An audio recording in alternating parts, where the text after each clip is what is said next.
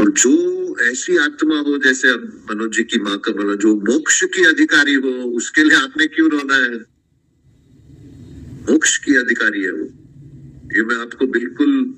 Guaranteed बताता हूं कि आप देखो, ये स्वामी रामतीर्थ ने कहा था और परमदयाल जी ने भी कहा है। स्वामी रामतीर्थ ने कहा कि जब आप रोते हो, एक जो आत्मा चली गई अपने सफर पर, मैं ये नहीं कहता हूं, मैं भी बहुत रोया था जब मानव दयाल जी महाराज गए, माँ मेरी गई, ये ऐसा नहीं होता है। हर कोई, जो मैंने कहा शुरू में कि ये दुख जो है जितना जल्दी जाता नहीं है ये, लेकिन स्वामी रामतीर्थ क्या है कि उस आत्मा के लिए आपका एक आंसू, a drop of tear becomes an ocean for the soul to cross. आपकी एक आंसू का बूंद उसके लिए एक सागर बन जाता है क्रॉस करने के लिए। मतलब वो जा रही अपनी जो भी स्थान है, और आप एक आंसू निकालते हो, उसके लिए वो सागर बन जाता है पार करने के लिए। तो दुख से उनको याद नहीं करना,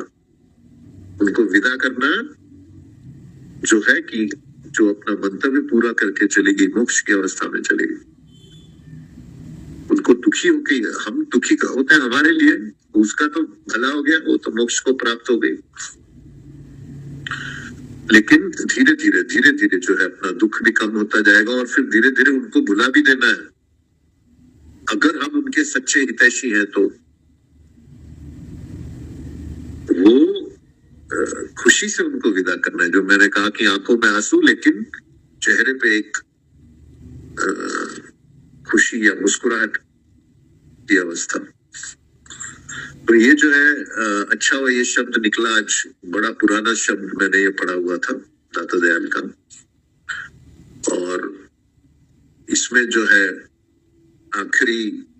जो लाइन है कि सुरत शब्द मत पंथ चलाए, कि हमने जो है गुरु की शिक्षा का बिल्कुल आत्मसात करके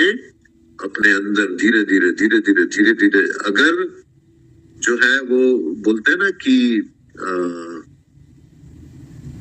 अगर आप गुरु की घेरे में आ गए हो और फिर आप